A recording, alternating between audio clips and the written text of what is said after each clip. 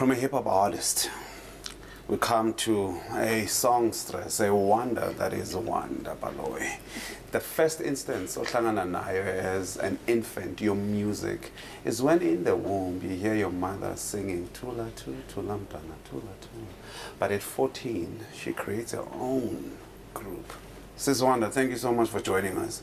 Thank you for having me. How are you? I'm fantastic. Your surname, is the emphasis on Baloyi or Baloyi? Baloyi. Is it Baloyi? Baloyi. Baloyi. Oh, okay. Because it does reflect where a person comes from. Hunale Basotho baring Baloyi. Hunale Yotsonga's Baloyi, like Signy Baloyi. Yeah. What culture are you from? It's very cocktailish. Yeah. My parents are from Mozambique. Yeah. From Nyambani. Yeah.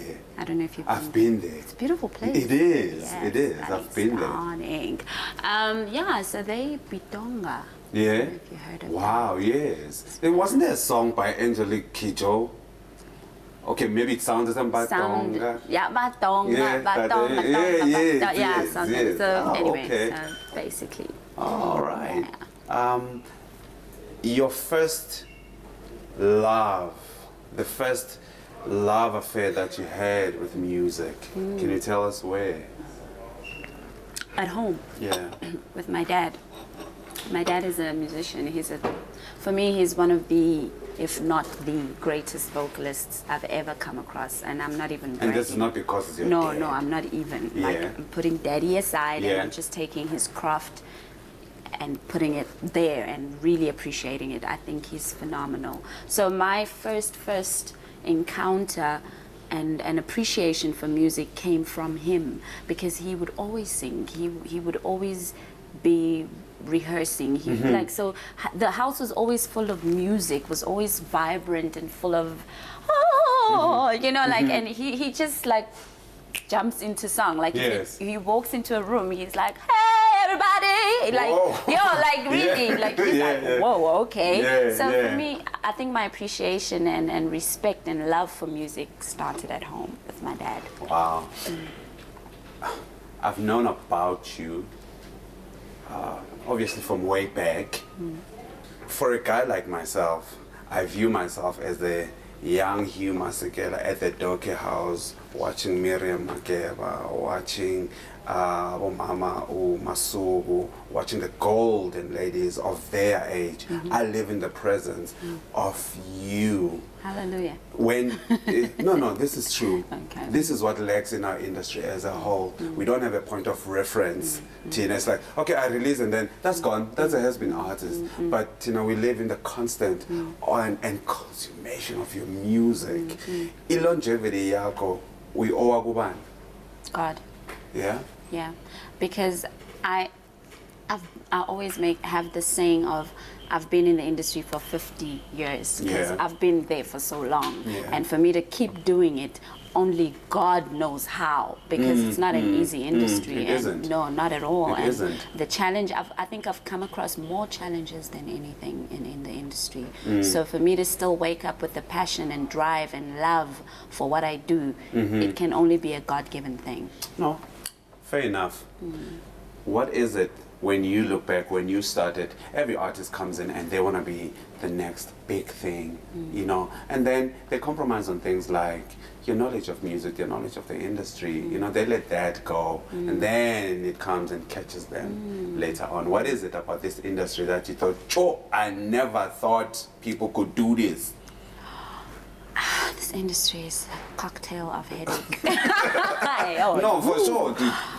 For me, I think the biggest learning curve for me was the business aspect of the industry. Yeah. Because I feel like, I mean, as talented people, your talent is yours. Nobody can take that away from you. But having to encounter so many obstacles in the business aspect and not knowing your rights, not knowing your value is something that really gets a lot of us knocked up in the head, and then you find yourself like, oh my God, I could have done this, but I didn't know. So lack of information for me is very important, for people to be educated and seek questions and ask and go out there and just, you know, research. It's so important. Like, I really don't care how great you sing, but if you don't have anything to equip you and protect you in this industry, it's good as nothing. And the intellectual property is quite, it's quite vital for people to recognize that your voice, your spirit, your soul, put that, and that got translated into money via we own the publishing or whatever. And if you don't have a stake in it, it's nothing. Do you think that women, such as yourself in this industry, have gotten to a point where they own their position as women? There's no pushovers, there's no whatever. These are women that have contributed essentially to the South African music fiber, and you are recognized as such. Absolutely. Absolutely, 100%. I mean, when I first started, it was an era of the battle of male-dominant industry. So you had to go through that whole thing of, I am a woman, I can do it as well. So it's two different issues of trying to break through a male-dominated industry as a woman, and also trying to prove that you can do just as good, if not better. So now, to see where we are right now, to see so many young women coming out, not being afraid, not having any limitations, doing what they want to do, and bravely, proudly so. It's a beautiful thing to see. So definitely answering your question, we are at a space where women are embracing themselves, their talent, and are being embraced in return. So, hey. If you look at gangster movies, they'll always pay tribute to a certain Don. You know, they'll say, my existence in this I owe to a particular generation. Well, now, which particular generation of women do you owe your music to? I would say I owe my music to my generation, because it makes sense to me. It's what inspired me. At that moment, I was honestly inspired by what was happening that time. Do you know what I mean? So that is my story that I carry even till now. I'm inspired by now people. I'm inspired by the KOs. I'm inspired by the people now, because it's relevant to me. And although I come with a story from the past, I come from a journey from the past, my journey only starts from when it started. For sure. Do you know what I mean? So I'm in the present. I'm in the now. But your historical reference? Historically, I'm an old soul. I grew, like I said, I grew up at home with my father singing. You know, I grew up with listening to the Anita Bakers, the late Miriam Makebas, the Leta Bulus, the Tina Turner's, Donny Hathaways, the old soul indeed, Marvin Gaye's, Bill Withers. Oh, come on now. I'm an old Makoko. No, you. no. But that's what makes us rich as artists, isn't it? Your album, what did you pour into it? My album is called Love and Life. Basically, it is my story, my love and my life. Everything. It's a very personal album. So those who know me will know what I'm talking about. You know what I mean? So I've kind of stripped my soul open enough to the audience, to the world, to whoever picks up that product and says, I want to give it a chance and listen to it. You will find me in that music. It's not easy for an artist to make themselves that vulnerable. It's real. It's real to me, and and also it's not raw. It's lyrically beautiful. It's poetic. It's musical. So at the end of the day, you can still be like, wow, you know. It's not a messy kind of thing. It's a beautiful story, and I think it's stories that people need to hear, and people go through it, but we don't talk about it. We always talk about all these fancy things and all these nice things. Talk about being in a relationship that's not working. Mary J did that to us for a long time. Oh no, she was heartbroken. I know, she did that for a long time. Do you know what I mean? Not many people know how to package such feelings. Mostly it's men. You'll find artists, but this has not been properly marketed. You know, what were your instructions so that this realism that you want people to know about you reaches as far as it can reach without being compromised in the system. Well, I think also the experience of being in the industry has also taught me a lot, because I have always been waiting for things to happen. I've always expected people to do things for me. So I think I'm at that point in my life where I have no limitations. I will take whatever it takes, and I have no excuse. I will never ever make money an excuse. That's rule number one. You never make money an excuse. If you want to do something, do it. We'll negotiate, we'll sort that out, but just do it. So I'm at a point where I know I cannot do it myself. I have a beautiful team behind me, you know, that believe in myself and believe in my project, so I can give off myself freely. So I believe that if I'm on stage, I'm delivering my story, delivering myself, delivering my music, I'm hoping it can reach to you in as much as I'm giving it to you, so that when you leave that room, there's a piece of me that has left with you, and that is all I can do. That is all I can do. Acting, how's that coming? Well, I started acting this year, surprisingly, by mistake. Oh. By mistake, I say somebody came to me at a party or some, and they're like, hey, I would like to audition you for a movie. I'm like, me? I don't act. And they're like, no, but I've been watching you. You know, I can see you've got this character that we're looking for. I'm like, me? I don't act. And they're like, just give it a try. So I went for the audition. And surprisingly, I got the part. Wow. As the lead. No ways, congratulations. Boom. Wow, all right. So for me, that was my first acting experience. And then I also got to work with Terry Peto, who's a friend of mine, on this film that she was producing.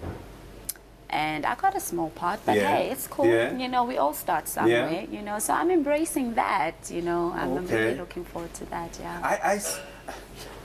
With what you are saying now and the passion that you have for music and the value of music, do you share your expertise? Like, would you go and lecture people? Absolutely. Absolutely. From the bottom of my heart. I would. Why? Because it's that important to me. It's that important to me. And because I have lived it, I have experienced it, I am in it. I need to let other people know who want to come in it that, hey, I can only share what I know. I can only share what I've experienced, and for me, it's very important. I want somebody to go through me and say, I know, at least Wanda told us. Do you know what I mean? Oh, but Wanda did say this.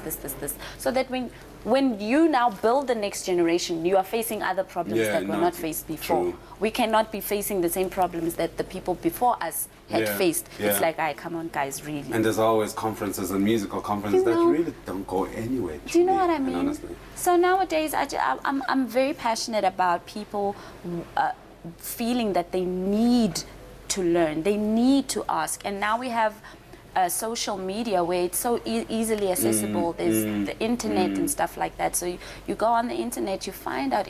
Back in the days, there was nothing. Do you know what I mean? If you didn't know somebody or if you didn't know anything, you just don't know. You know, so I think it's very important to educate. Let me take you back to your album. The body, we can't choose. The nose does its job. It can't be the favorite. The eyes, they do their jobs. But if there was one song that you had to choose from the body of work in your album, what song would you say? Like when you're talking about, this is the essential me. Oh my God, it's all me. Wow, if I were to choose one song? Yeah, just one song where you're like, Wow, it's a hard thing to answer. But if I just pick at the top of my mind, I'd probably go with Thinking. Yeah. It's, well, the reason I say Thinking is because it was the last song I wrote on the album, and I was sitting in the garden at home, and I was feeling this pain like in my heart, and then I just wrote it down. And last minute I was like, oh my God, this song would be so nice if I feature Reason and Notende. Oh, talented Notende. And then I called, actually Notende was the first person I called, and she came through and we sat there and we sang that song until night. And I'm like, my friend, you have to go home eventually. You have to go home. And she's like, oh, she fell in love with the song, and Reason was the last person to come through, and it came perfectly beautiful. I love it. Do you feel I know that there was a song that won you a Cora. Yes. For Best Arranged. Yes. Do you feel that awards validate you? In general. Yes and no. Yeah. Yes, because you work so hard. You put so much effort into putting this product together. You pour your heart out.